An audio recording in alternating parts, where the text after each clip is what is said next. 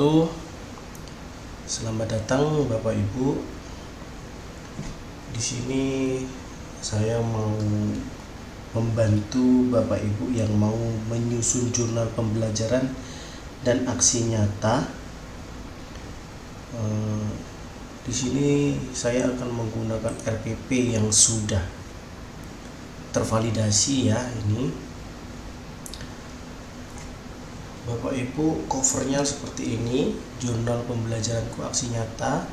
Di sini saya menggunakan pembelajaran berdiferensiasi untuk jurnal dan aksi nyatanya. Nama peserta, nomor UKG, untuk NIM karena masih belum dapat, tidak dicantumkan NIM pun tidak masalah. Kemudian SD-nya, kemudian LPTK-nya apa, langsung di sini ditulis BPG guru tertentu, pendidikan guru sekolah dasar atau yang lainnya 2024, sesuaikan dengan kebutuhan Bapak Ibu. Kemudian jika berdiferensiasi ini, ketik saja di sini eksplorasi konsep pembelajaran yang memenuhi kebutuhan peserta didik. Nah, di sini saya menuliskan pembelajaran berdiferensiasi adalah, nah, kalau ini bisa cari di Google untuk membuat kata-kata yang lain supaya untuk menghindari plagiasi ya, karena kalau mirip nanti bisa berbahaya. Jadi bisa juga kata-kata ini nanti diketik lagi, kemudian diketik ulang penataannya, bahasanya juga diubah, bisa melihat di Google. Kemudian selanjutnya 3 prinsip utama dalam pembelajaran berdiferensiasi. Pembelajaran berdiferensiasi berfokus pada 3 aspek utama, yaitu konten, proses, dan produk. Nah, untuk penjabarannya di sini Bapak Ibu juga bisa mencari di Google sebagai referensi. Untuk menghindari plagiasi, Bapak Ibu bisa sedikit merubah kata-katanya disesuaikan dengan keadaan di sekolah atau di SD-nya masing-masing.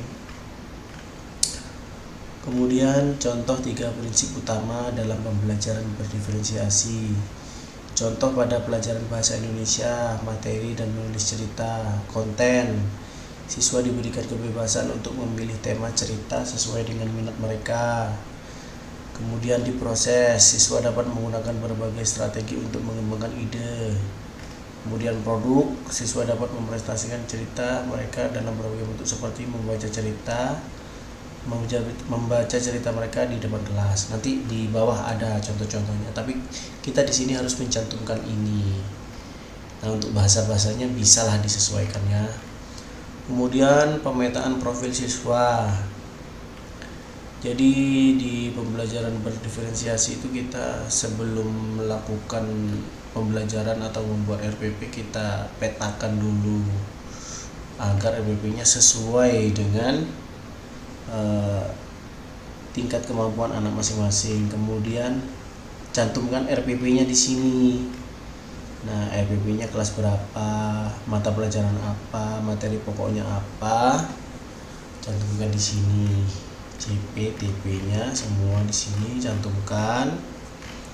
Setelah itu, setelah RPP dicantumkan di sini, di bawahnya jangan lupa materi pembelajarannya. Di sini materinya, karena di sini RPP-nya tentang mengenal berbagai jenis perasaan dan penyebabnya.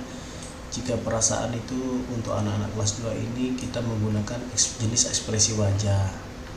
Di sini marah, terkejut, senang, sedih, takut. Kemudian materi pendukung, mengenal jenis perasaan dan pengertiannya.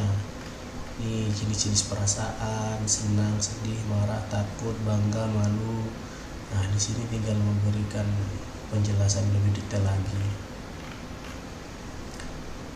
Lalu pembelajaran berdiferensiasi konten untuk kelompok 1.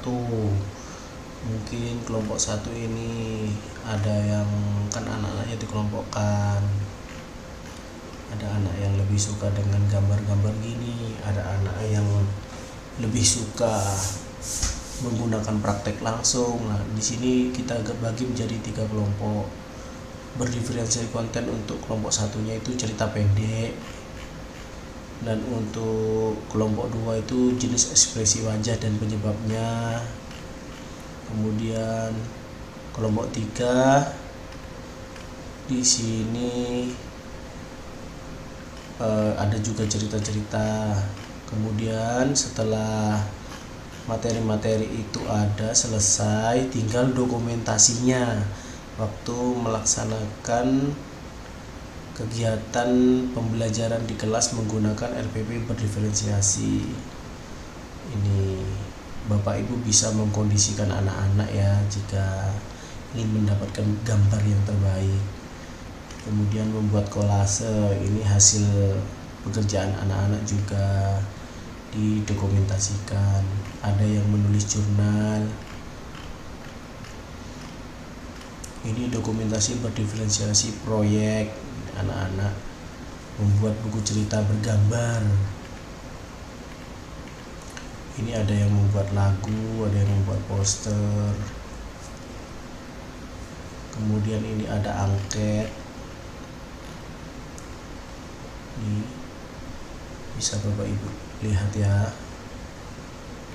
Nah, lalu selanjutnya Bapak Ibu bisa menambahkan tabel penilaian proses pembelajaran. Di sini pun saya tidak memberikan nama siswa, hanya memberikan contoh tabelnya saja, tidak ada isinya yang diupload. Itu pun juga sudah validasi, tidak ada yang saya isi. Mungkin ya Bapak Ibu lebih bagus jika nanti diisi ya, agar lebih meyakinkan lagi.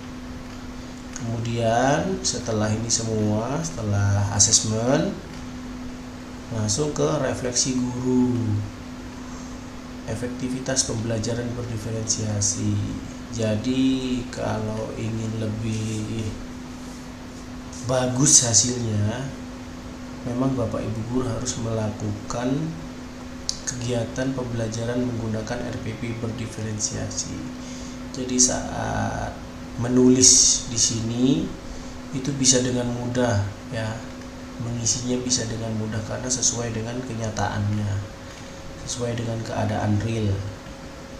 Keterlibatan siswa dalam pembelajaran, kesulitan yang dialami siswa, dan hal-hal yang perlu diperbaiki pada pembelajaran berikutnya. Jadi di atas ini kegiatan kita itu tidak mungkin dalam satu kali pembelajaran berdiferensiasi pertama mencoba langsung sukses, langsung berhasil, itu pasti tidak mungkin. Pasti ada hal-hal yang perlu diperbaiki, kecuali Bapak Ibu memang sudah terbiasa melakukan pembelajaran berdiferensiasi.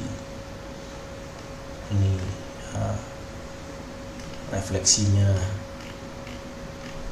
Kemudian yang paling bawah itu adalah umpan balik rekan sejawat. Bisa teman-teman Bapak Ibu itu disuruh menulis di kertas, kemudian difoto, kemudian di-upload di sini, di bagian sini nih. Jadi upload bukti umpan baliknya. Di sini dikasih foto temannya, Pak Guru siapa di sini, guru kelas 6-nya siapa. Nah, terus begitu. Bisa diberi 3 atau 5 umpan balik. Jadi tidak perlu ribet-ribet, cukup suruh nulis umpan balik atau dibuat seperti ini juga tidak masalah. Karena saya juga melakukan ini dan sudah validasi. Jadi jangan terlalu dipikir pusing-pusing, dicari yang gampang-gampang saja. Oke, cukup sekian dari saya. Jika Bapak Ibu ada pertanyaan bisa berkomentar di kolom komentar. Assalamualaikum warahmatullahi wabarakatuh.